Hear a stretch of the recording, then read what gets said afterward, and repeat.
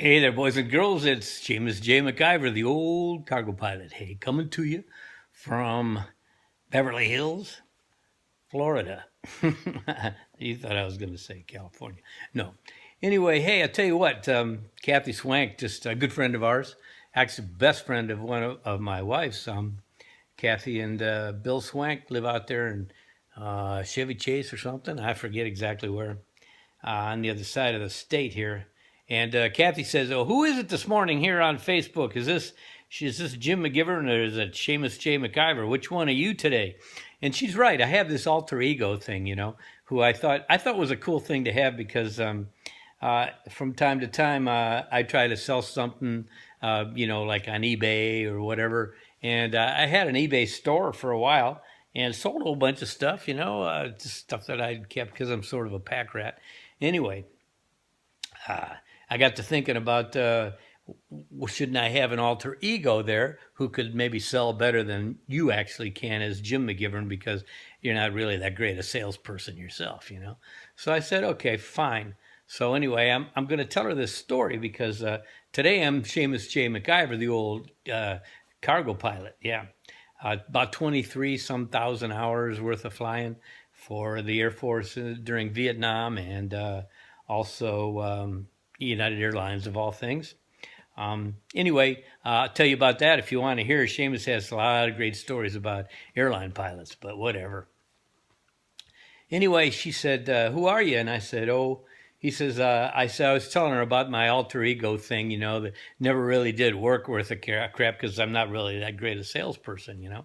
So I'm just telling her, ask me sometime if you want to know about a great joke along those lines, And there's a couple of them. And one of them was done, and I like to think of them together because they happen to be so congruent, should we say. And one of them is about the guy that comes into the used pet shop. There's always something wrong with him, and he says, "Hey, buddy, how much is that doggy in the window?" And he says, "Oh, that doggy you there will run you $1." He says, "Wait a minute, $1 for a dog, isn't that a little unusual?" He said, "Well, I don't know if you noticed or not, but that doggy ain't got no claws in its right front paw. He's kind of a conversation piece. He says, "But I'll tell you what, I got this, uh, I'm trying to think of what the next one was, Daggone. So bad when you get old and you start forgetting stuff, you know what I mean?"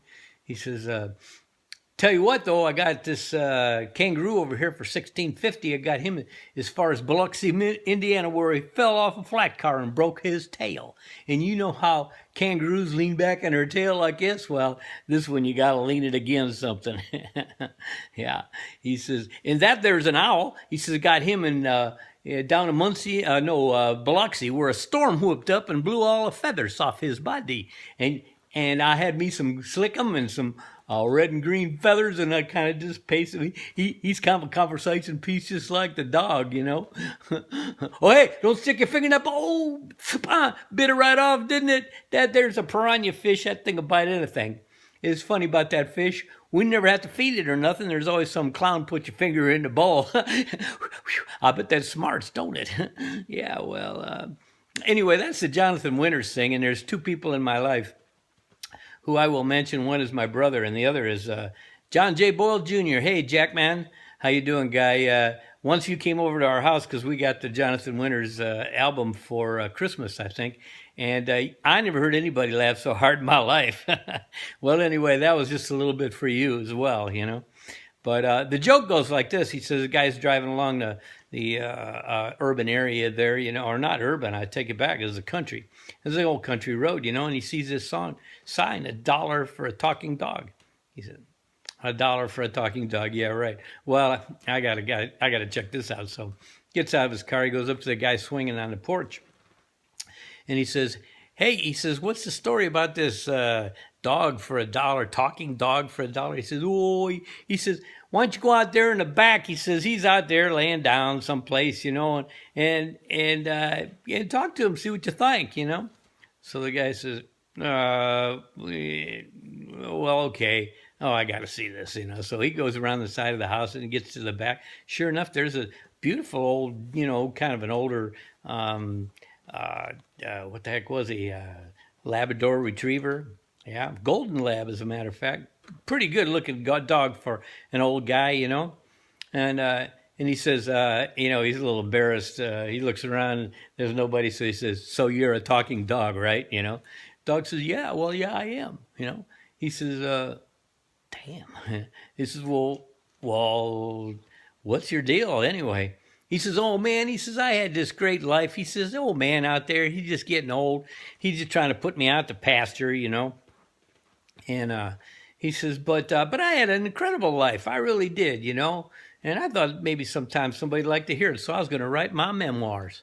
But anyway, he says, "Man, I used to work, you know, I worked in the White House." He says, "I'd sit around the president's feet, you know, and they'd be talking about stuff like that was great for history. See, I could go out and tell the media.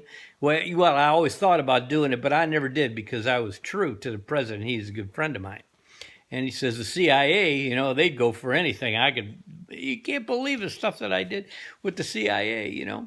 And I've been on TV a couple times. I've been in a lot of movies, you know, just as an extra, you know, but whatever. He says, "I had a good life." He says, "Now I'm just getting old." Guy thinks, "My God." He says, "I got to go back. Maybe we'll see each other again here sometime." So he goes back out to the guy and rocking in the chair there, you know, or the swing on his front porch next to the rocking chair.